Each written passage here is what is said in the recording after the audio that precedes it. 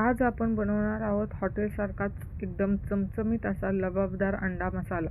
त्यासाठी इथे मी 2 कांद्याची पेस्ट आणि 2 टोमॅटोची पेस्ट तेलामध्ये परतून घेतली आहे. आता यामध्ये अद्रक, लसूण आणि हिरवी मिरचीचा थोडा ठेचा घालून घेतला आहे.